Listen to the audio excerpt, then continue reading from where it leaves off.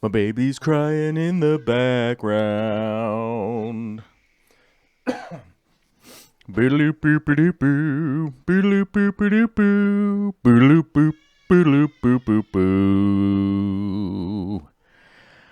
Oh,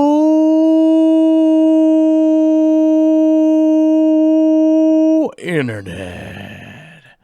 How you doing, everybody? What's going on? Well, I'm zoomed in. I'm zoomed out. Let's zoom out further. Zoom in further. Zoom out further. Zoom in. Zoom in more. Zoom out. There we go. What's up, everybody? How you doing? I hope you're having a fantastic Friday. Yes, it's Friday, everybody. Hopefully you're having a fantastic one out there. I realized I had changed some settings on my camera here, so let me fix those real quick. All right, there we go. I had, hopefully everybody's having a fantastic Friday. It is another show here on, I don't know. The weather outside is delightful, but, you know, I might as well jump right into it because people will, they'll probably click on this video later, so I might as well jump right into it at the beginning. At the beginning of the show here, I'm going to talk about stuff that, fish fan people might not care about, so I'm going to talk about that real quick, and then we're going to get to the Patreon questions of the day. Questions, comments, pictures, photos, all that kind of stuff, which is fish fan related. Actually, maybe I'm going to change it. I'm going to change that. I'm going to jump into the Patreon stuff right out the gate, because it is fish fan related, and you might click on this video because you're like, hey, I'm into aquariums and aquarium plants and reefs and pufferfish and all that good stuff, right? Why don't we just jump into that, and then I'll get to the other stuff later at the end of the show when other people show up or whatever. I don't know. Yeah. Anyhow. Big shout out to everybody in the chat. How you doing? Good to see you. There was a lot of early chat today, so I don't even know who was first to the chat, but let's just jump right on to our post of the day. The first post comes from Cheshire Cat, a member over there on the Patreon page. I much appreciated. Some glorious pictures here from April the 19th. Says, I found three platy fry last week. Actually, I found one last Friday, then another a couple days later, and just discovered the third one the other day. Seem to be doing well, surviving the adults and growing despite my not directly feeding them. I have sprinkled some ONIP tab powder when I see one at the top of the floating plants, but they're often down at the bottom. One of them discovered the center of the sponge from the sponge filter, and from the sponge filter I'm not using is a good place to hang out, which is actually a pretty dang good idea since the sponge has collected debris and I'm sure is a decent food source for the little guys, and they quickly can duck for cover. I found a spot on a bit of black on one of the fry, so that's exciting. I suspect I know who the mother is, but since I had to have bought her pregnant, I have no idea what the father looked like, which is cool. I found a long white stringy thing in the tank yesterday as pictured. Not sure what it is, but it doesn't move, so I'm assuming it's poop and not a worm. Could one of the fish be sick or infested? I've noticed a couple aren't as active as they used to be and just lie at the bottom, so I'm finding this rather concerning. Let's take a look at that real quick. Now, this is kind of mysterious. I don't know. From the picture, it kind of just looks like a poop and could probably be a poop.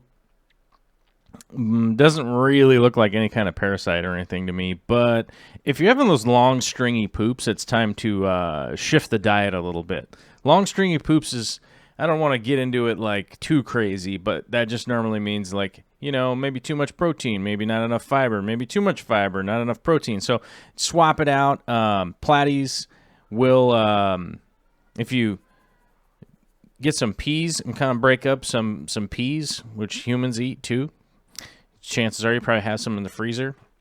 That is a good little food to add. Pretty much almost every fish in the live bearer category will eat some peas. You know what I'm saying? But if they're whole, they're just too big. So you gotta deshell them. You know, that kind of get into the meat of the pea. But change up the diet a little bit, and that will help with that, and then see what's going on after the fact. As far as them being down low, I don't know. I don't know what could be going on with them down low. That's normally kind of just, as far as I'm concerned, that's like water change time, you know. So if I see that happening, it's like, well, let me test the water and see what happens, and already plan on doing a water change anyhow. So yeah, that's what I would do there. Edit, 4 days later, there are 4 babies. The 4th is just smaller and evidently a great hider. I love watching them and looking for them so much so that I was leaning around the tank corner trying to spot one and ended up falling sideways backwards off the stool I was sitting on. Yeah, I've done that before. Fortunately, a tub of junk, the mini fan, and mini trash can broke my fall. Somehow it came out okay, but the same cannot be said of my trash can, as the metal mesh is now bent and smashed. And just to be extra talented, somehow I managed to flip over a chair and my box of fish stuff. Funny note.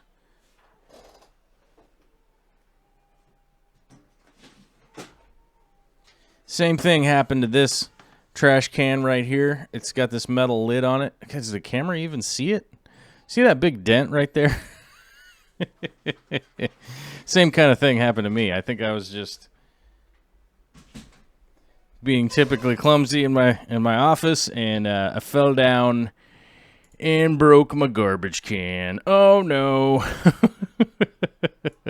And Vicky keeps telling me she's going to get a new one, and I'm like, man, we don't need a new one. We just need to, this one's still good. So hopefully your broken garbage can is still working. Up here at the top, it seemed like it had a lot of concern about the babies being eaten. And platies, I'll tell you, platies, live bearers, all those fish, basically the only time that they're in danger of being eaten by the adults is basically that first 1 hour to 2 hours right after they're born. They are covered with sort of essentially like fish placenta, and they will smell like food for that first little while. That's why people will utilize a breeder box is what they're normally called. Give live birth in that box, and then just leave them in there for a little while, and then you can release them into the public, the public, as it were, and that will, alleviate them being eaten. And then typically they don't eat each other, the same type of fish, with the live bearers. So kind of once they've like rinsed off and started swimming around, and kind of the other fish recognize like, oh, that's another little live bearer fish. Okay, cool. And they just kind of keep swimming. Although I will say every once in a while you get some rage live bearers that decide to eat everything that's around. We got another long post from Cheshire Cat about some betas. Says, went to return a dead fish at Petco, then went to PetSmart across the street and ended up going home with the male black orchid beta and 2 female veil tails, 1 blue and teal and 1 red with some silver, which here's the black one, here's the red with some silver, and then here's the blue and black one for you people out there watching on the video. The male is in a 7 gallons, been housing 2 nerides for about 3 months now. Ape, that's perfect. That's kind of how you do it. Get some snails, get some plants, get it set up, get it established for a while, spend some time with some months with it set up before you go adding stuff to it. He's not the black dragon scale I've been holding out for, but he's beautiful and lovely nonetheless. I will agree. I like the opaque fins, that's for sure. That kind of half and half this beta has. I like it. They act like piranha. They're all doing good and love bug bites. They act like piranhas. I will assure you that they don't act like piranhas, because piranhas will do this.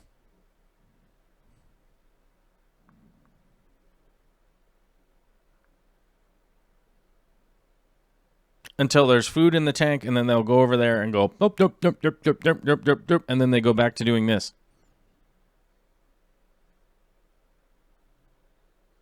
believe it or not, piranha are like the most boring fish unless you can get them to be actively feeding. They are super boring.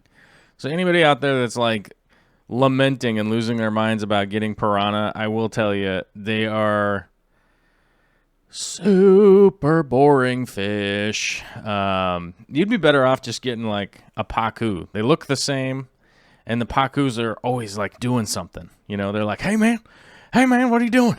And the pacu grows super big too. So, and you don't have to feed them crazy stuff. You can just feed them carrots. Pacu are down with just living off carrots forever. We had one that was like 15 pounds that had only ever eaten carrots. Some guy brought it into one of the stores I worked at, and he was like, I can't keep this fish anymore. Can you guys take it? And we're like, no. And he's like, I'm going to leave it here. Cool. Yeah, I had him in his own 120. And I have to admit, you know, with the arowana in the store, Boar Fest, and always doing something dumb, there was no piranha in that store because you can't sell them. But in comparison to a lot of the other, like, with air quotes, like, they really want to keep these fish, the pacu was way more entertaining than the other ones. He's always like, yeah, buddy, do you have a carrot? And would go wild when you fed him carrots. So it was pretty fun to get baby carrots from the store and break them up and throw some carrots in there. Totally entertaining. Let's see. So back to Cheshire Cat's post. I am concerned about the male, though. Yesterday, I noticed one of his eyes had a cloudy gray film over it. I can't tell if it's Popeye because he doesn't stop moving long enough for me to get a good look, but it doesn't look like it's protruding. I'm not sure what to do, let it heal up on its own or treat it. I have Paragard and General Cure on hand. I keep reading that the cause of cloudy eye is Popeye is due to poor water quality, but the tests are all fine, and I just done a water change the day before. I stirred up stuff while gravel vacuuming, and he was following it around, so wonder if that could have caused it. He also glass surfed, so maybe he hurt his eye. I don't know. Edit. After 3 days of Paragard, his eye looks about cleared up. It looked better just on the second day. Oops, I lost my chat. There we go. Yeah, what's going on here? We got likes on the post. Why is it telling me? Okay. In fact, so I think he just injured it, and maybe there was bacteria or something on it. I took out the large lava rock because it's really coarse and was right next to the glass he likes to swim against. That's a good point. I was already concerned about his fins getting torn on it, so after this I decided just to take it out for peace of mind. Okay, I agree with that. Like, never really a huge benefit to having... never a huge benefit to having a ton of, like, lava rock in with fish. You know, it's just never a great... It's just never a great rock, honestly. And I know there's probably a million people out there that would disagree with me. But if you're asking my opinion and my experience is lava rock kind of a waste of time. Just you're going to be kind of battling against it, and it's just not great. You could get some really crushed lava rock for substrate, though. And I don't necessarily argue against that, but it's not an optimal substrate either. So I don't know. But yeah, lots of fish can damage themselves on big chunks of lava rock. That's for sure. You can definitely run into them, or even they're just like, "Hey, I'm gonna get down here and bite this thing I think is food," and then it's like, "Cha-cha!" right in the eye. You know. So that's always troubling. What's going on with my phone? I don't know if anybody noticed from a live stream yesterday that I get crazy amounts of notifications on my phone, and I stupidly left it in my pocket while I'm doing the show here, and it keeps making me go, what's going on? And then I sneezed. Probably fighting the notifications made me sneeze. Hey, Mateo, what's up? All the way from Idaho. Idaho. There's Algeneco. Says, sorry to hear that, Tristan. What happened to Tristan? Tristan, what happened? Says, wow, that's a nice beta. I just lost my beta on my birthday yesterday, and had him for 4 years. 4 years is a good run, though. But Tristan, happy birthday. Happy birthday. Happy birthday. I don't have a song that's a happy birthday song. I just make it up. Happy birthday, Tristan. There we go. Sorry to hear about your fish, but 4 years is good for most betas. Piranha Joel needs to be the profile pic for the channel. Let me see what else is going on here. But so from this post from Cheshire Cat, I wanted to remind everybody out there, especially if you're buying fish from a big box store, unless you happen to be in Germany, I can say you probably won't need to quarantine them or treat them. But most of the big box stores in the United States, you're going to have to do some treating. You're going to have to do some quarantining. You're going to have to go through some stuff. And maybe you won't have to do that. But here's the thing to keep in mind, you guys. You bring a fish home, you put him in an aquarium, the bio load will completely change.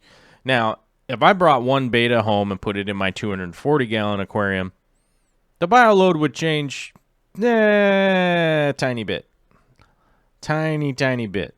But in this instance, we're talking about a 7-gallon, a pretty small nano tanks, which you guys know I'm a huge fan of. I just don't happen to keep them anymore. But you're talking about a 7-gallon aquarium, and you throw a fish in there, you're definitely going from here to here. You know what I'm saying? So you got to get ready for, bacteria. A small cycle is going to happen. There's going to be things are going to be changing and stuff. So my guess from this eye situation was probably bacterial. So, treat with your favorite bacterial or antibacterial that you're looking that you like to use, and it should probably clear up. So it sounds like it cleared up here, and that's good. It's good to hear. But keep that in mind that you add a fish, if you add a fish to the especially a small aquarium like that, it's definitely going to change what's going on in there. It's going to change the chemistry quite a bit.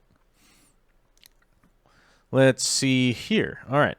Well, hopefully I think I answered everything there. The only downside to this post is that you're buying fish from Petco and PetSmart, but that might be the only thing in your area, so I get it. But I'm just opposed. I'm just opposed to those companies selling live animals. They just don't seem to take care of them every time I'm there. Alvin's Aquariums with our next post of the Friday show. What do we got here? I never show off my fish, but I just wanted to this one time. I saw it at the SeaWorld Aquarium over 2 years ago and fell in love with it. The Achilles tang, the teardrop one. Was finally able to get my hands on one. Definitely the centerpiece of my aquarium. And I'll tell you this much. Achilles tang is a pretty magnificent fish, I have to say. And it's pretty magnificent when people can pull it off in an aquarium. Let me get the arrow out here. Oh no, my arrow's behind. Hold on, I've got to move my arrow to in front. This fish right here, you guys. I wonder if I probably should have taken a screenshot so I could try to blow it up, but I've been having a real humdinger of a time recently trying to get screenshots and putting them on, putting them onto stuff. Alice KH is here wondering what's on the wall behind me. I'm guessing right here. That is sign language instructions. That's how to sign language to help teach our baby sign language. Little Miss Olivia. Where is Olivia? I don't have her on here right now. Oh, I have so many window regions open. Why do I have two? Very strange. How odd. Anyhow, Alvin, this is dope, and I really appreciate this aquarium, and I do 100% appreciate it for sharing with us, and 100% appreciate you being a Patreon, man. I totally appreciate. We got Fish Keeperist here, which it's so funny to see how much The Office is still in the zeitgeist of the culture. It's funny to see how like The Office just continues to be super popular. It's a great show. I'm just always impressed with just how how it's just still around. Let me see here. What am I moving right now? Move the arrow. Oh no, I'll move this down here. Okay, hold on. No. Where'd my arrow go? There we go. Yes. There we go. Now we got the arrow going. Yeah, arrow moving around. Anyhow, we got a post here from the Fish Keeper. It says, "Hey guys, just sharing my panda loaches." Are these panda loaches or are these pandagaras? They look like panda loaches. My first impression when I looked at this on my cell phone, you guys, was like, are those pandagaras? Because I'm all excited about pandagaras, and they have them at the Aquarium Co-op, and I always see them there, and I'm like, oh man, I need to get pandagaras. I need to get like 100 million of them, and then I don't for whatever weird reason, and then somebody posts a picture about them, and they get all excited. But these are panda loaches. But they look like pandagaras. I appreciate you sending this in. I just got real quiet. Got real tired. I don't know what happened. I lost my enthusiasm or something. Something happened to me. Ooh. Oh, yeah. Here we go, guys. This really has to do with... This really has to do with some of the garden vlog stuff that's going to be coming up. This is kind of a tie-in. Johan S. sent this in. Another great hobby of his, carnivorous plants. Carnivorous plants are plants that derive some or most of their nutrients, but not energy, from trapping and consuming animals, typically insects and other arthropods.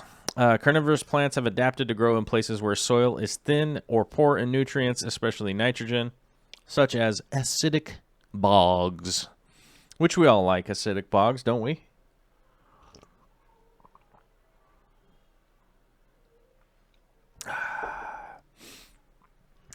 Oh, yeah. So, anyhow, I just stopped talking. I don't know why. I got all excited about carnivorous plants and then just decided to drink some coffee and stop talking. But I love carnivorous plants. I wish I had more experience with them, but, personally, like growing them myself. But I don't really have the weather around here, being as far north as I am, that really can't, I really can't like hammer them super hard. Because then I have to bring them inside, and then it's not humid enough in here, and I just have a lot of... I don't have a permanent greenhouse, guys. I'm trying to build one. Speaking of that, I actually started doing some of the layout work today to start doing some of the concrete work, because Vicky and I got bids on the concrete work we needed done, and it's going to be like $9,000, so guess who gets to do it instead? His name is my name. I like doing concrete work. I just don't have time. But I'm gonna do it little bit by little bit, just like everything else I gotta do. I gotta do every little thing whenever I got a minute to do it. But this is really cool, and it definitely inspired a lot of people talking and stuff. But I'm not gonna talk about that during the show. You could actually go become a Patreon if you want to go in there and chat. But it's very exciting, and I wonder if these are all Johan's pictures, which they look like they probably are, because the background looks so similar on all of them.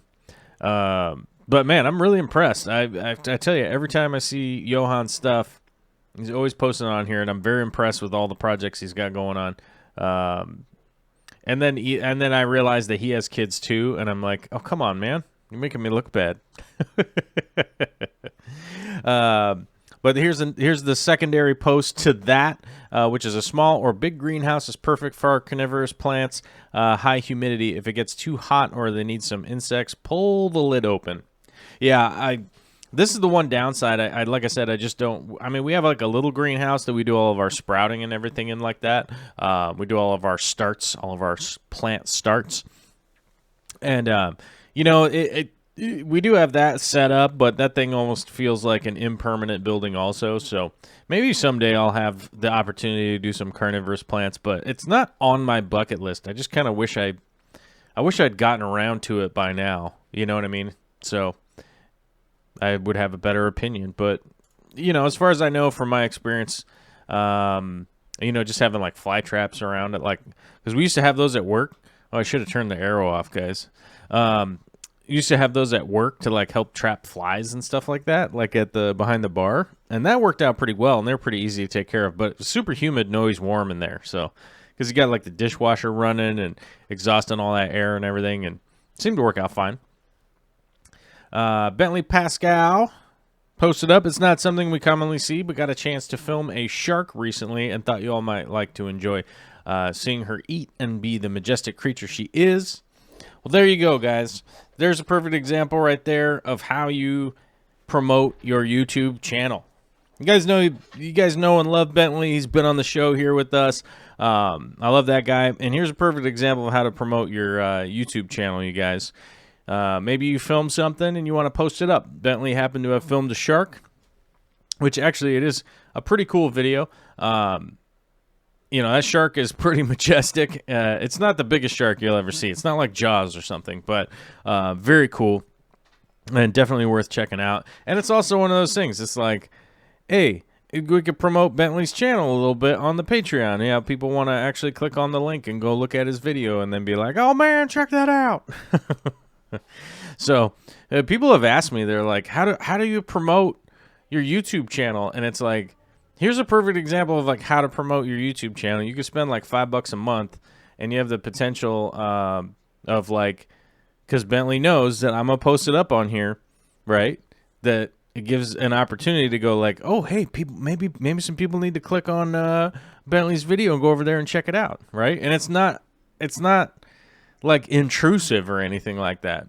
Because people have asked me, they come into the chat and they're like, sub to my channel, and then the moderators ban them. Or like it happens on other people's chat. It's not just mine. Like you go on a live stream and start asking for subs and stuff like that, you get banned pretty much just anywhere. And they're like, I don't understand what I'm supposed to do. Like, here's a perfect example. You just be part of a community, and you know, like there's 280 people over on the Patreon, so potential of 280 people at least, just from our little community here, that could be clicking on that and going to look at it, right? And then the algorithm goes like, oh, these people like Bentley's videos, and then they send the videos to those people again, and then it starts going, and then it's a thing that could happen, right? Dominique Nadeau sent this in yesterday. Live stream while watching the replay of Wednesday's stream? Yes, please.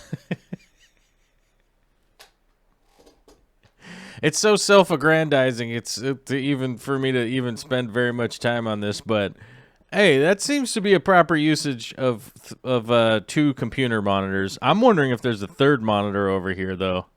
Is that a third monitor, or is that just a weird reflection? Because it might just be a weird reflection, you know. Because if there is a third monitor there, you know, there's an opportunity to fill that space up with something that I'm doing, right?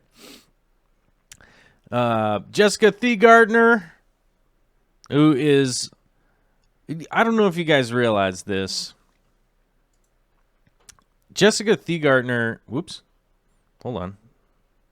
Stop doing that. It's like highlighting and doing that pop-up thing. Jessica Thegardner is, I don't know if I should share that or whatever, but like, Jessica Thegardner is taking care of fish and fish tanks and stuff because of her offspring. I mean, I think she's interested, but I think like her interest comes because she wants to do. Oh yeah, here it is. So Sun's shrimp are doing good. Not looking forward to catching them. When I move, there's at least 20, and I got till October, which means you're gonna have more than 20 if you take care of them. They will be breeding because I see. In this picture right here, that shrimp right there is pregnant. I can see it from here. I know it's not the biggest picture y'all ever seen, but that is a buried cherry shrimp right there. That is a female with eggs, And if you keep taking care of this tank, they're going to be more. But, yeah, definitely keep taking care of these shrimp, and we'll cross that bridge in October. I hope, because Jessica sent me she sent me a message on Patreon just a little while ago, and she was asking about some advice on how to move the aquarium and stuff, and I'm going to be highlighting some of that, and I'm going to be highlighting some of that, and I'm probably going to do another, how to move portions of some of the videos coming out, because I do have some new, methods of being able to move some certain things that might make it a lot easier for people. I think it would make it a lot easier for me, and I think it would even be easier for people to just move fish around if you happen to be moving them. But yeah, that you're gonna have more shrimp, that's for sure. You keep taking care of these shrimp. Oh, wait a minute, hold on. This shrimp right here is pregnant too. And by the way, so is that one right over there. I see 3 pregnant shrimp in this picture the more I look at it. You got pregnant shrimp in there. You're going to have more. Just keep taking care of them, though.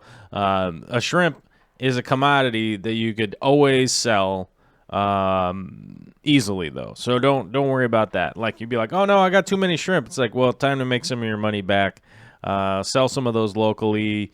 Or maybe not necessarily make your money back, but fund some new plant purchases or whatever, So, yeah. I was trying to read the chat while going here, and something popped out to me that, where'd it go? Full Moon Aquatics is planning a trip to Goliad Farms because of Corey's video. It's about 3 hours away. Yeah, Aquarium Co-op posted a long format video about touring Goliad Farms and kind of learning stuff there. And I am hopefully going to be taking a trip there at some point. So I hope to be going out there to do some stuff. Buffalo Rose says, I heard there was a carnivorous plant that grows as far north as Canada, but I don't know if people keep it. Yeah, I know that there's some carnivorous plants up north here that are cold ones, but I have never really gotten deep into them and done any of that. So I would be a terrible resource for the northern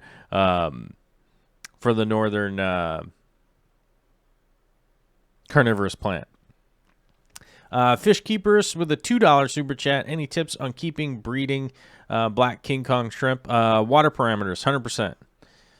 Keep your water parameters legit. Everything else is pretty easy. If you can keep them, if you can keep that water parameter where it needs to be. I forget, it's like GH. I forget the GH and KH. You could probably easily Google search it. It's pretty easy to find now. But as long as your GH, KH, and your pH is stable, you want to keep your pH below 7, but you don't have to go crazy low or anything like that. Just keep it stable. You know what I'm saying? So just keep that stable. As far as foods go, there's a lot of good foods out there now, so it's pretty easy, from Shirakura to Shrimp King to, I don't know, those two popped into my head, and I'm trying to remember some of the other ones, but I forget, but there's a lot of good resources out there now. As far as, like, real breeding of King Kong shrimp and stuff like that, you just got to be really selective. You got to be really selective and not only have one tank set up for them, because you're going to have to separate them, and which means you're going to have some mature tanks and lots of them set up so that you can separate them out and make sure that you're not degrading the population by breeding the wrong shrimps together. Rumbust with a Swedish Krone 1809 super chat. Thanks, my brother. If you don't know what that refers to, is I've been sober for 1,809 days, and Rumbus keeps me honest and helps me keep track by super chatting me Swedish money. Thanks, brother. I appreciate it. He's like always there for a reminder. Kathy B just got done cleaning out the garage. She needs some downtime. Well, thank you. Thanks for showing up for your downtime. Get a little downtime over here and see what's going on. Hit the thumbs up from Mellow Moogle. That's a good point. Got 121 here. We should see 121 Thumbs up clicks. Click on the thumbs up button. Let the robots know. Let the robots know. That's just how it goes. You got to let the robots know. That's life. That's life. Ba-ba-da-ba-ba-ba. Ba-ba-da-ba-ba-ba. Let's see here. Let's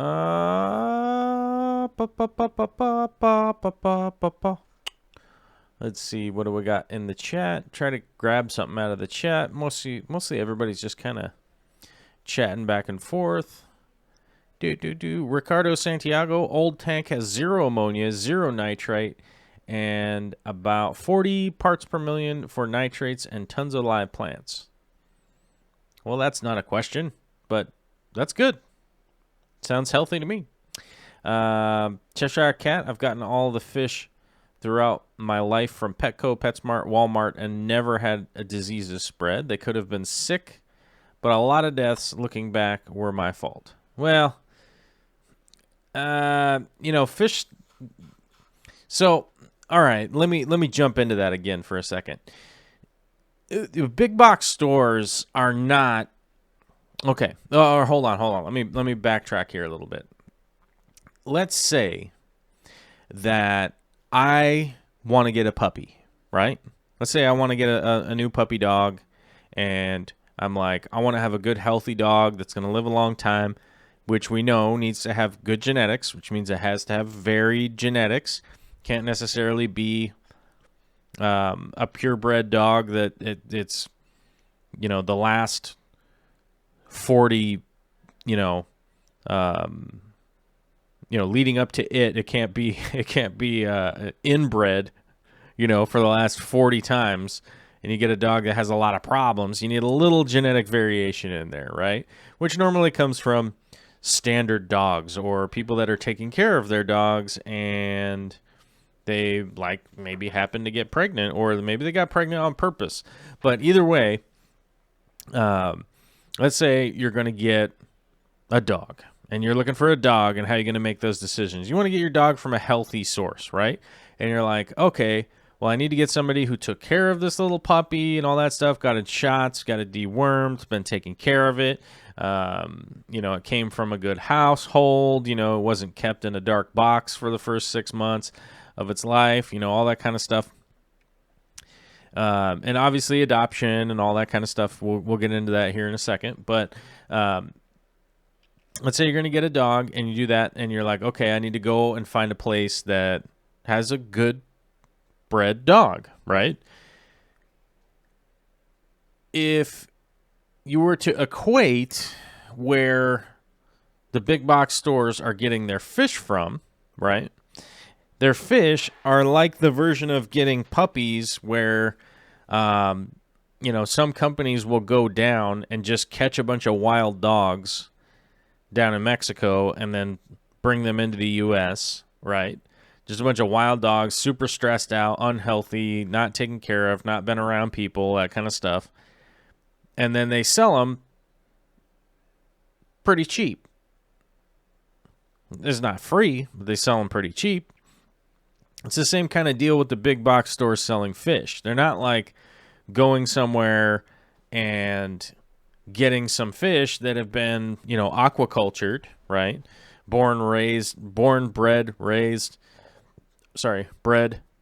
raised in an aquarium from somebody who's actually, keeping an eye on the genetics and all that kind of stuff.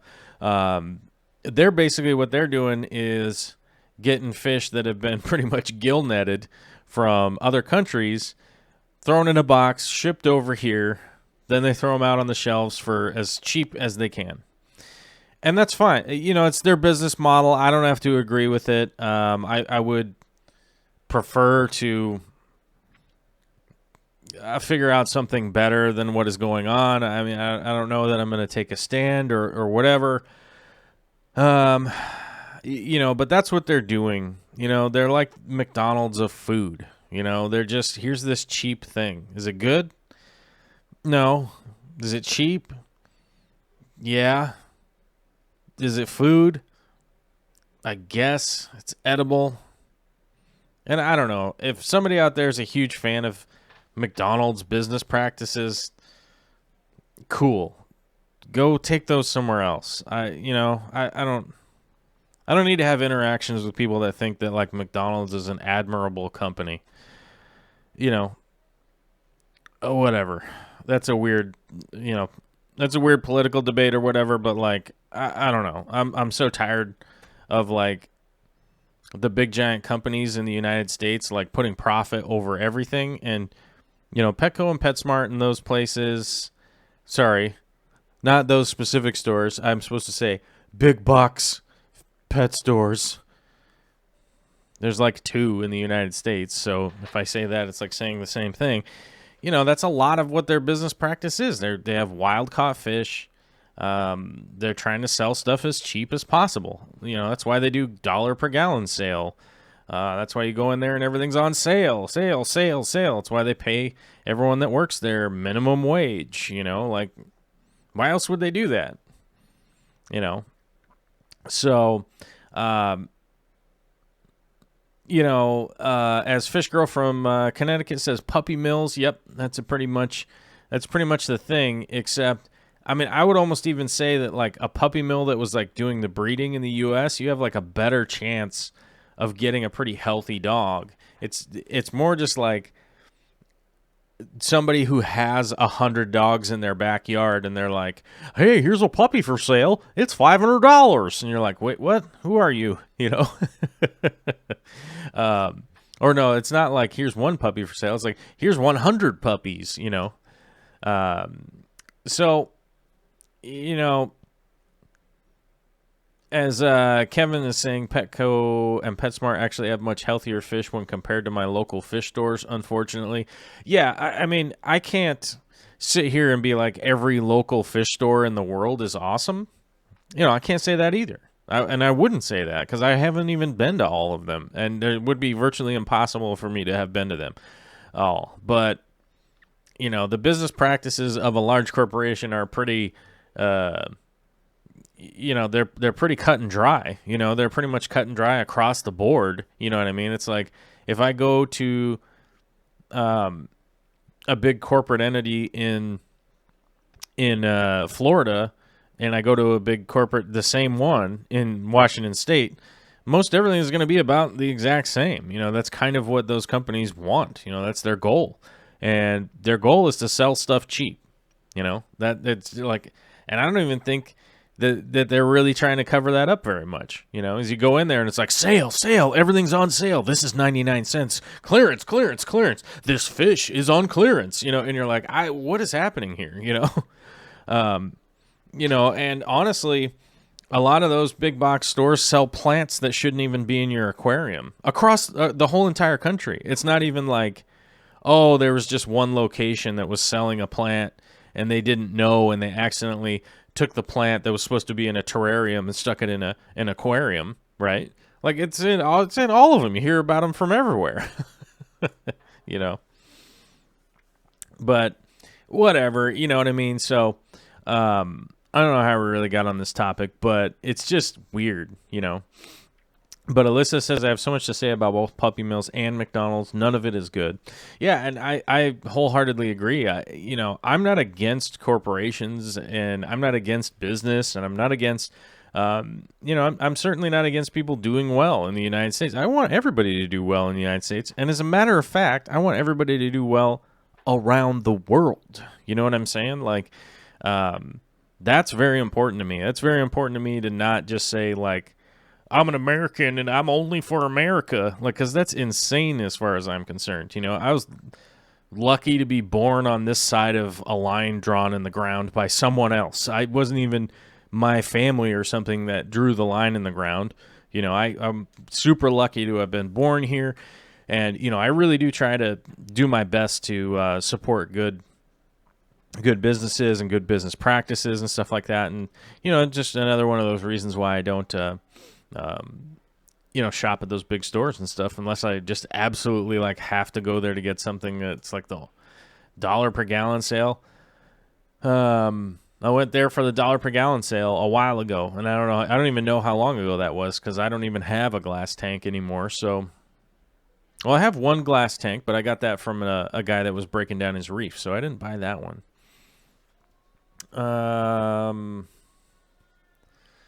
Let's see. Derek Reynolds says, how many large wholesalers are there in the country? I am unsure how many large wholesalers there are, but it's quite a few, but, it's quite a few wholesalers, but either way, like, Tyrone says, I can't lie, though. I buy all the Happy Meal toys for my daughter. Yeah, I mean, I would buy Happy Meal toys for my daughter, but I don't know that I would. I don't think I'm going to be giving her McDonald's. You know what I'm saying?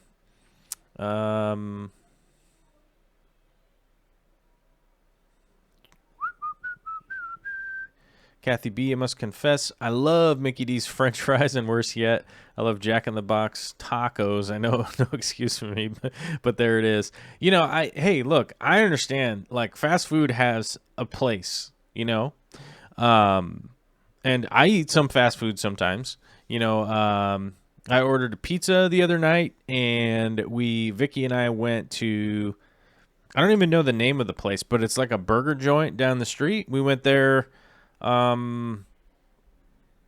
think last Friday, and I was actually considering going there today because, I don't know, I'm just tired and I don't want to cook and I'm depressed and I don't know. I don't really feel like cooking all that much tonight, but I get it. Like, fast food has its place and stuff like that, but, I feel like there's a local burger shop down the street. I could go to that, or I could go to a giant corporation that we know is already doing terrible stuff, Yeah, Alyssa says, has a cousin worked for McDonald's for 25 years. She's a manager and makes $14 an hour. $14 an hour for somebody who's worked at a company for 25 years, or even 20 years, or even 10 years. It's crazy.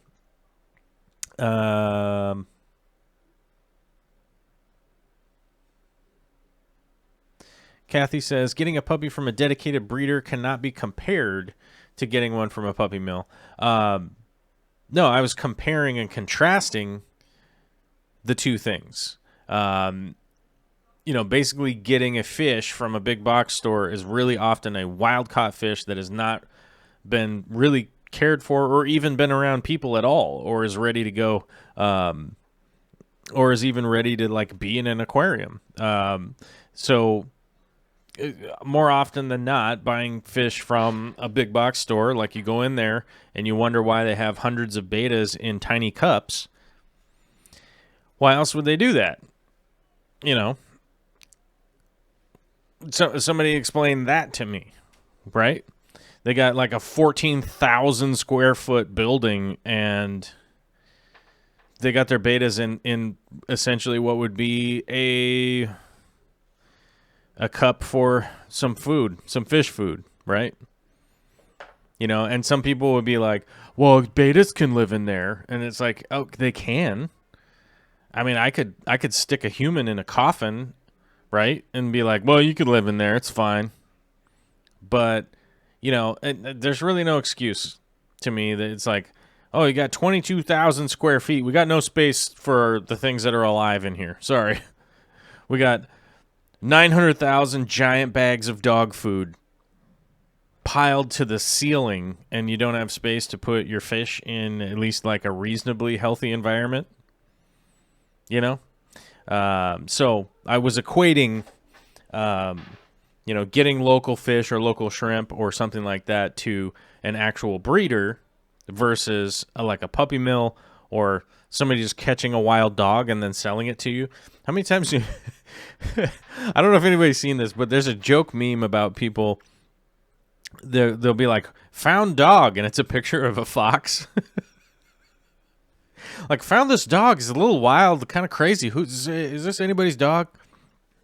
It's kind of like you could catch a wild dog and then sell it to somebody, I guess. But that's like pretty much what those stores are doing. They're just gill netting for fish, pretty much. And they're not the ones doing it. They're just buying it from other people that are doing it, all shady like. Oh, not the food for my daughter, just the toys. P.S. What up, Corvus? I'm a patron as well and love the content. Still can't post my tank. Well, sometimes you gotta polish your tank before you want to put it out there to the whole population. But hey, man, just keep working on your tank. Trust me, when I started aquascaping, mine looked terrible, and I wish I could find some of my really old pictures from back in the day, but I wasn't very good at documenting anything because I didn't really care to share it with anybody. It was just a solo hobby thing I was doing myself, and I was way more antisocial than I am now, and I would say that I'm probably pretty antisocial now. I'd say I'm pretty antisocial, but I was way more antisocial back then, so I don't know. I feel like I'm making some kind of progress in my life, right? Kevin Haynes says, yeah, it's pretty absurd how many betas at my local Petco always has in stock. Yeah, and that's the thing. It's like, why do they always have like 900 fish in there? It's crazy. I don't know. It just seems weird to me. Like, oh, we got to be prepared just in case there's a giant swarm of people trying to come in and buy betas like all today. Somebody explain how they're doing that if that isn't their plan. They got reptiles in there in tiny little cages. They got a bunch of rodents in cages that are just not accommodating for them. You know what I mean? Like, it's no good. The best place to get fish is from a hobbyist who is dedicated to the species and can tell you all the details about fish and shrimp. Yeah, that's I 100% agree with that, Kathy. Like, if you can get stuff from local people that have been breeding them and taking care of them, yeah. Let's see. Dominique Nadeau sent this in on the Patreon. Gardening question, which can relate to the aquarium. Is there harm to not remove all the roots from a substrate before planting again? You guys don't notice, like, sometimes in my videos you'll see me like getting fine roots and stuff like that out of the substrate, like if I go to move a plant or whatever. When I go to move a plant, it's more for aesthetic reasons that I'll pull those fine roots out. It's not really that big of a deal. Those really fine roots and stuff like that will just kind of go away in an aquarium. But out in your garden, it is a good idea to move some of the roots or at least till them in because of the availability of the growing atmosphere and everything outside. Like, you could really re-sprout some stuff if you don't kind of till and kind of break it up. But I definitely don't go through and pull all the stuff out. Sometimes I get an errant plant where it's, air quote, not supposed to be. Just pull it out and get rid of it. It's not a big deal. Let's see here. Oh, Justin E says Pantera or Metallica. Is that even a question? Pantera. Yeah. Pantera. I mean, what? I mean, I get that there's a lot of fans of Metallica out there, but you're talking to a guy who's pretty nerdy about his music, and Metallica has some redeeming qualities and all that, but Pantera, it's like Phil Anselmo was like insane. Oh man, I'm gonna like misquote names from the band, but like Dimebag Darrell was totally just a million years ahead of a lot of people. What's Vinnie Paul? It's like, what? Vinnie Paul, like, crazy drummer, like the guy refined the double kick pedal. You know what I mean? I don't know. So, but just so many people in that band that were way more revolutionary than, Metallica might have had a bigger affect, like as far as like world fame goes, but Pantera changed music, to a certain degree. So definitely Pantera, 100%. Let's see. Okay. Johan says he's got the fish of the week. Sent this in earlier today. The Raimes Christii, which I'm probably saying wrong, which is why I say it pretty goofy, because just to accentuate the fact of me saying it wrong. Oh, man, hold on a second. Bentley Pascal says Pantera or Metallica. His answer is Iron Maiden. Now, hold on a second. Now, you guys know I don't delete people's comments very often, but I'm just going to have to delete that. Bentley, that's not even the same genre. It's not even the same genre. That's like saying, you know, Cardi B or Dr. Dre. You know, it's like, wait, what? Huh? That's not the same thing. That's you know what I mean. You know what I'm saying. Oh my God. Justin E agrees with me enough to become a member on the channel.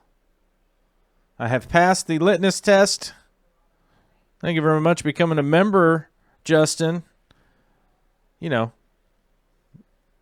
Pantera. We shall combine and do YouTube memberships. I noticed that a lot of people got super mad at me earlier in the week because I was talking about a few things on the show.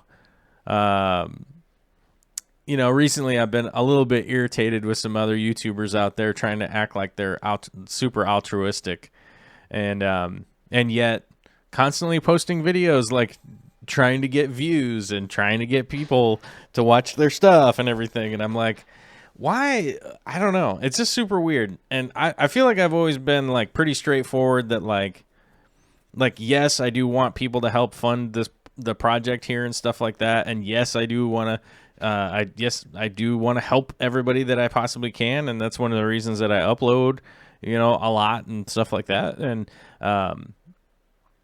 you know, but the idea that everything that people do in their lives is just for charity is super funny when you talk to those actual people and kind of not necessarily back them into a corner, but just kind of like break it down into an honest conversation and be like, yeah, but would you like to do this full time as your career and have it pay all the bills? And they're like, well, yeah. And you're like, okay, then why are you even trying to act like you're Mother Teresa? You know, like, oh, you know, it's just kind of weird to me. So I always just want to say a big thanks to everybody for supporting. I know some people can't afford to do it and stuff like that. I get it.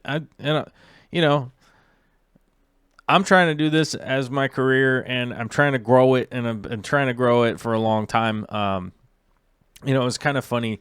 I ran into, I was talking to a random guy the other day who very well could have very well been in the know, right? Like there was no reason for him to not know. And I had talked to him a bunch of times, many times, and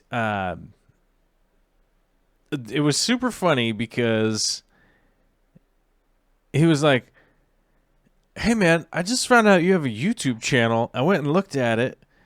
Like, oh my God, you have all these YouTube videos and you've been on for like forever. Because the guy's like, you know, because when somebody's like 21, right? And they're like, man, you've been uploading for like 10 years. Like for them, that's like half their life. You know, for me, I'm like, oh yeah, I remember I started doing that. You know, that was fun. And, you know, he was like, oh man, you've been around forever. Oh my God, it's so crazy. And I'm like, yeah, I'm just not as popular as a lot of other people. But I am, in my heart and in my mind, I feel like I'm popular because we have like a really cool community here, and I appreciate you guys supporting. I don't know. I just went on some weird side rant. Sorry about that. Let's see. Mike Kirkpatrick says, definitely metal for me during water change Thursdays. I appreciate somebody changing the water change day to Thursday. I like that. That's better. You know how it is. You know how it is. Kathy Gesh says, gotta feed the ego. Yeah, I think that's one of the weird things, man. You know, I've been yelled at by a lot of YouTubers because I make them mad. And I think a lot of it has to do with ego. Yeah. I think it does. But where are we at here? Barbara Jackson says, so Metallica are rock stars and Pantera are actual rock musicians. Yeah, that's pretty much what it is. I mean, Pantera they were rock stars too. Just kind of over here instead of over here. You know what I mean? So, but yeah, the sad thing to say is that the one guy who is really influential or sort of had a whole new style or kind of changed the thing was their bass player in Metallica, and he died. I don't know, I think maybe right after their first album or something like that. What was his name? Cliff or something like that? I think his name was Cliff. And he died right away, really early in the band's career. I can't remember how he died. I don't know. It's for another show. But I think it would have been different had he survived. I think they probably would have done a lot of stuff that was, considerably more musical based and creative than the direction they went. Because most, and I've gotten into a lot of arguments with people about Metallica, but most of their albums are really simple chord progression. Almost all of the structures of the songs are really close. It's the same reason why people don't like Nickelback, but it's the same reason why a lot of people like Nickelback, right? So it's one of the reasons why a lot of people don't like Metallica is because a lot of their songs are structured together. But that's one of the reasons why a lot of people like them. AC/DC is a perfect example. You like that AC/DC song? And you're like, which one? And you're like, yeah, that one. Because they're really close. They're all very, very close together. Mellow Moogle says $127. I'm not sure. Oh, Kathy saw ADA Amazonia for sale for $127. Wow. That is intense. That's what a deal. That is what a deal. Oh, yeah, Cliff Burton, and it was a bus crash. Yeah, bus accident. Yeah. Yeah, and Barbara Jackson says, that's sad, I didn't know that. It's like Bon Scott and AC/DC. Yeah, so same kind of thing. It's almost weird how those two are, you know what I mean? It's like, Metallica has a bunch of rocking songs that I'm like, oh yeah, I'm tap my feet and just be like, yeah, I don't really care right now. I'm just having a good time. AC/DC, same way that you're like, yeah, man, this is just rocking. It's cool. And there are some really interesting songs that AC/DC has done as far as their timing and time signature and stuff like that. But I think it would have been a lot different had Bon Scott continued. It had Bon Scott still been there, and I'd have to look it up. I would have to look it up, which albums Bon Scott was around for. But I think he was a lot of the really influential as far as what direction the whole album's gonna go. You know what I mean? But who knows? I think only those band guys know. Everyone that was there. I mean, that was the 70s. It's a little different with Metallica because it was the 80s, so it was a little more documented, So, but yeah, either way. Not Nola Jane Fish Rich. Why are we talking music? Hey, why not? Hey, man, show's the show. We do what we want on the show. We talk about what we want. But let's get back to the fish. It's a good point. Let's get back to the fish here because Johan took the time to snap this picture and send it in. A really good species spotlight here on the coppernose barb. Yeah. That's what, I have to remember what I'm talking about here. The coppernose barb, which in Latin I cannot really pronounce while trying to do a show. I could probably do it if I just sat here and paid attention. Species considered benthol Benthopelagic, living and feeding near the bottom. See, that's a funny thing. Like benthopelagic. How often do you guys say that? But how often do you say bottom feeders? Say bottom feeders a lot. You know, like we say bottom feeders often, but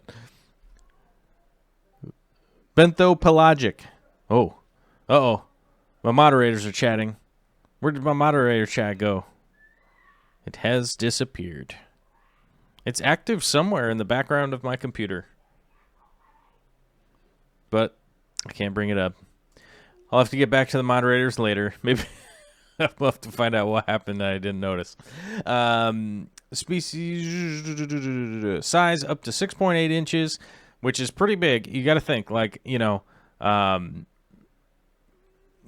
copper-nosed barbs are a lot like the Congo tetras, like you'll see them small and then, you won't actually see them like fully full on, grown, like at a store. You'll just see them pretty small and you'll be like, oh, I'm going to get some of those. And then you don't really realize exactly how big they're going to get or how aggressive they're going to get when they're full grown. But their habitat is in Africa. They're from the Congo River, so they're around Congo tetras. Omnivorous, eating flakes, frozen, and live food. They'll pretty much just eat about anything that, that will go in their mouth, and they'll figure it out. What is going on? There's people getting banned from the chat. What is happening? What is happening, you guys? What did you guys do? And I didn't see it. I don't know what you guys did. I'm just having a laugh, making fun of... I don't know. Somebody got banned. That sucks. You got to go pretty far if you get my mods to ban you. Anyhow, back to what I was talking about here. They are predators and will eat small fish too. That's right. Once they get bigger, they will start to attack. Water temperature 70 to 80 degrees, 22 to 26. Pretty standard issue tropical fish. pH 6.5 to 7, so a little on the acidic side. DH range 5 to 10. Care easy. Yes. I mean, if you have a tank for these, pretty much ready to go, whatever, big enough. Cool fish, awesome fish, really easy to take care of. You can get some really cool coloring out of them as far as the striping and stuff when they're breeding. Really cool fish. I just would like to, at some point, have a big tank with probably these or the Congo tetras. I'm not 100% sure what I really want to do, but I'd like to figure it out at some point, doing a big tank with a big school like this. I thought the rummy nose would quell my want for doing that, but it didn't work. So someday I'll have a big enough tank to do a big school of some big fast-moving omnivorous fish. But M. Howie9 with a super chat and M. Howie9 with a Patreon page post here that we're talking about today. His fish barn is coming along, and I'm happy to say that. I'm happy to say that the fish barn's coming along. I don't know what's going on with this couch, though, Mike. This couch looks like it's seen... To say that it's seen better days is probably not elaborate enough. It looks like it's almost time to be retired. Or maybe it already did retire, and it's retired in the barn. But I can't blame you, because if I had a piece of furniture in the fish barn, I probably wouldn't want the really nice stuff out there also. So maybe it's just more of a function instead of form kind of deal. But I'm loving this, seeing how much the fish barn is coming along. Here's the remodel update. It says, hey, here's the latest update on the progress with the fish barn. The fish have been put back into their tanks, and the auto water change has been reconnected, which is awesome. Still a lot of work to do. See the multiple cords, but the project is coming along. If you're interested in following along, check out my channel here. That's M. Howie9's. That's the Fish Tank Barns YouTube channel. He's posting videos up pretty frequently these days and keeping people appraised of what's going on in the fish barn, and it's totally awesome. So keep following Mike. I wish Mike lived down the street from me. and not on the other side of the country, because we would probably hang out all the time. Because Mike's weird and I'm weird, and we definitely probably would just hang out all the time and build stuff. It'd be nice to have somebody else to help me build down here in old Tacoma. But I'm all alone, and I got Vicky here, but she has to hold the baby all the time. Oh, Mike says, yeah, the cover is taken off and it's being washed. Okay, that makes more sense.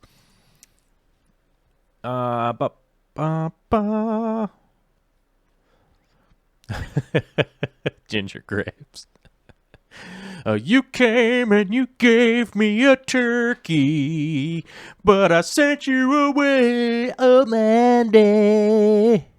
Is that how that goes? I think that's a song about Mandy bringing a turkey, right? Oh, Mandy, you came and you brought me Thanksgiving turkey, and I don't even eat poultry. Is that how that goes? No? That's weird, right? Oh, yeah. Oh, Shelby Ray with the Copacabana, the hottest spot north of Havana. I'm not warmed up, guys. Sorry. The Fish Tank Barn with a $4.99 super chat. Wait, thanks, Mike. Not only is he a Patreon, but he also got a super chat that says MC Hammer or Vanilla Ice. Ooh. That is going to be... Man. That's a toss-up. They're both pretty terrible. I don't know. You know, Vanilla Ice has that home remodeling show now, which is hilarious. Although I hear MC Hammer's still doing stuff. I don't know if he's making music, though. Man. It's a coin flip. It's a coin flip with those guys. I don't really care one way or another.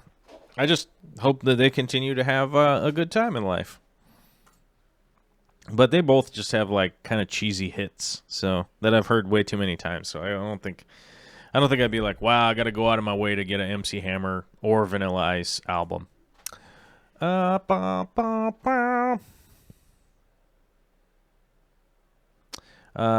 Cheshire Cat says, just someone complaining about how he does live streams and ruining the fun. That's all that happened. Lots of people always leave when I start singing. It wasn't 2, it was 9.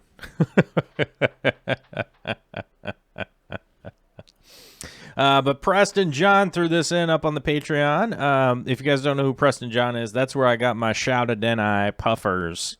Shouta Denny, a.k.a. Scootin' Fruity puffers. That's where I got them from.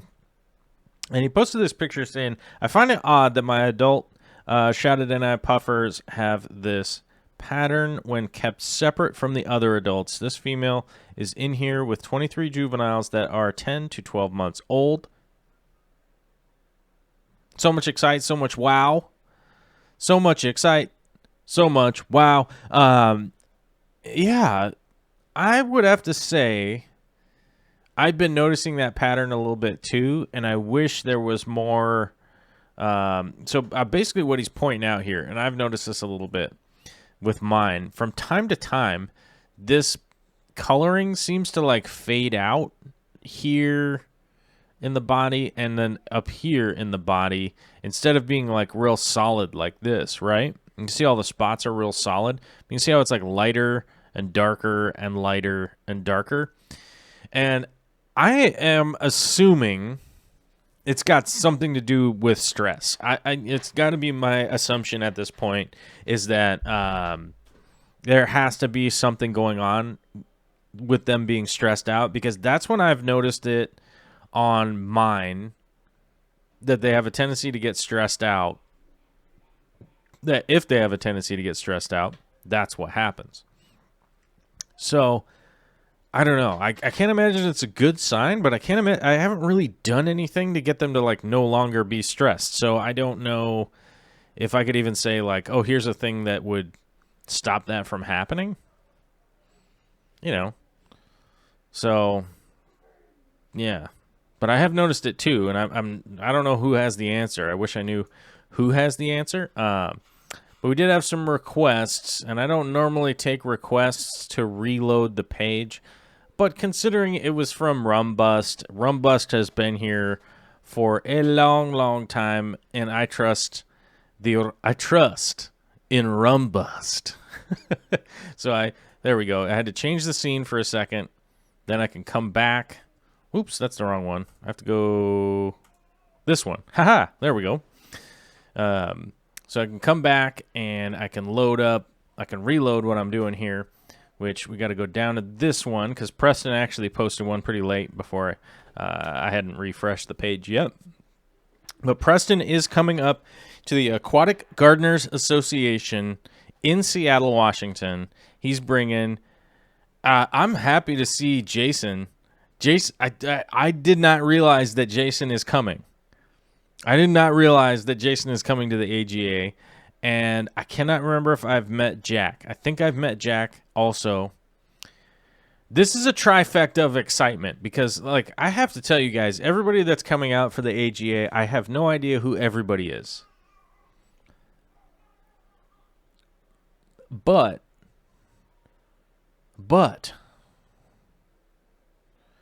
so far, you got Preston, you got Jason, you got Jack, you got Barbara is coming. Barbara Jackson's in the chat.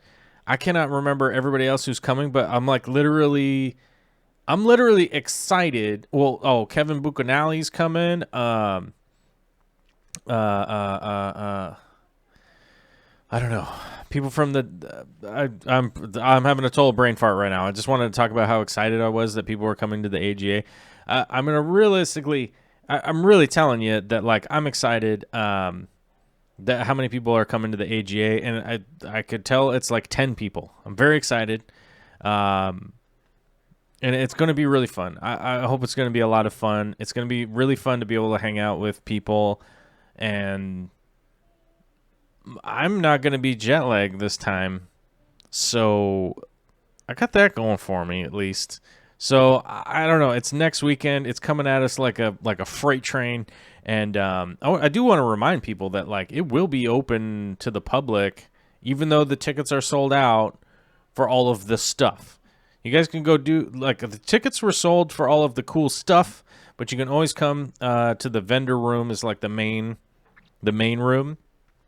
As far as I know, that's the layout, and you'll be able to come to the main room, come to all the vendor booths and stuff like that. And my plan is for me to be at the Aquarium Co-op vendor booth. That's where I should be at. And if I'm not there, I will be back shortly. Barring any kind of emergency that I have to leave for or something like that. So,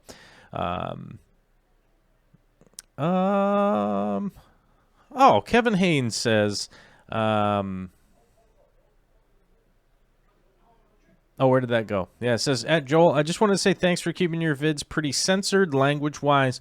I work at a daycare and occasionally show the kids videos of some of your planted tanks, and they love it. Yeah, a lot of my old videos, I have a lot of swearing and stuff like that in them. And to be full disclosure here, like, I swear a lot, and it's a bad habit. I know it's a bad habit, but as you guys know, as a chef for a long time, a mechanic, a bunch of other stuff, construction guy and everything, and that's my vernacular, and it's awful, but I had a conversation a long time ago with actually, I think I had this conversation with Corey from Aquarium Co-op. He was like, what's the advantage if you're going to be swearing a bunch? There's like 4 words, 5 words that you can't really say.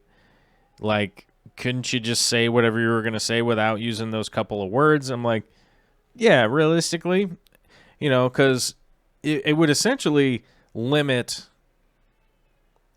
people that could just listen. Like, if you wanted to just listen on the radio or something, if I was dropping a bunch of F-bombs or something crazy like that, then it's like, oh, I can't play this, with the speakers, and stuff like that. So I do try to just keep it as PG-13 as possible, I might say butt or something like that or whatever, you know what I mean? But, I just try to keep it chill, because there's just, I don't feel like we're winning anything. I don't feel like we're winning any kind of awards if we're just out here swearing a bunch, And there is a fruit fly in here, and that is going to drive me nuts. I don't know where a fruit fly came from, but I'm going to be investigating that as soon as the show's over. But yeah, the AGA, I'm super excited. Preston's coming up for that. A bunch of people are coming up for that, and I'm excited. Barbara's coming to hang out with Barbara Jackson. That's going to be rad. So I'm excited.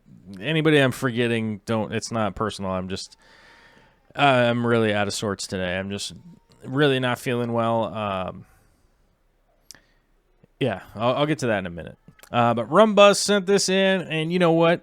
When rum busts, we got to get back. We got to get back and holler at your boy. So Rum Bust says, just too late for the inclusion in this Friday show animation of my scape in the new tank, and this is really cool. I appreciate it when people take the time to actually like animate a GIF. Is really cool. You know what I mean? So I appreciate it. And I like this scape. This scape is going to grow in pretty cool. It's got tall plants in the back, short plants in the front. Got a cool stone. That rock is really cool. It looks like Sierra stone with like algae on it or something. I don't know. It's so dark looking, but it's really cool. So I think this tank, taking care of this tank, it'll grow in great. And just keep trimming and doing your thing. And this is going to look really cool. Because you're going to cover up the equipment and stuff. It's going to look pretty good. Once this grows up, you won't be able to see it. You won't have to see the filter. I think it's going to work out good. It looks like you got some LED lights on there, by the way. I respect the LED light game. You guys know that about me. So many people get mad because I'm like, buy the Fluval lights, and they're like, I don't have any money, and I'm like, I don't know what to do about that. I don't know what to do about that specific situation. Oh, hold on. And there we go. All right. Woo! We got through the Patreon stuff. Anybody that hung around here all the way till the end, I did throw a disclaimer at the beginning of the show. I was going to talk about some stuff. The stuff up here coming up at the end of the show is just personal stuff and just a personal reminder to people out there to do your best to stay positive. I'm really not feeling well.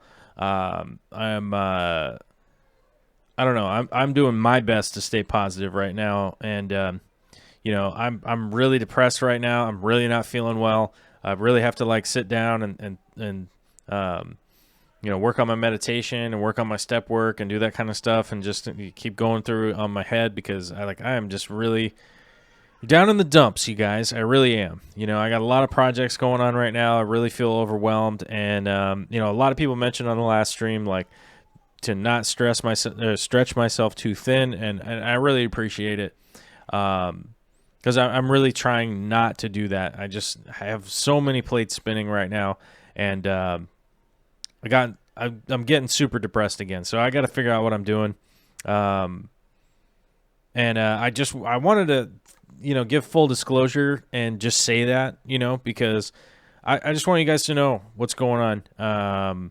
I really don't feel good. I really don't feel great. I'm just trying to do my best here. I got AGA next weekend. I got a lot of big projects coming up. There's a lot of stuff going on, and I don't know. I feel like I'm just like pushing hockey pucks around on a chessboard, and there's just no end in sight right now. So I'm really just trying to do my best and do my best for you guys, and just keep showing up and doing what I'm supposed to be doing. So I hope everybody has a fantastic weekend out there, and I just want to remind everybody that there's always help out there.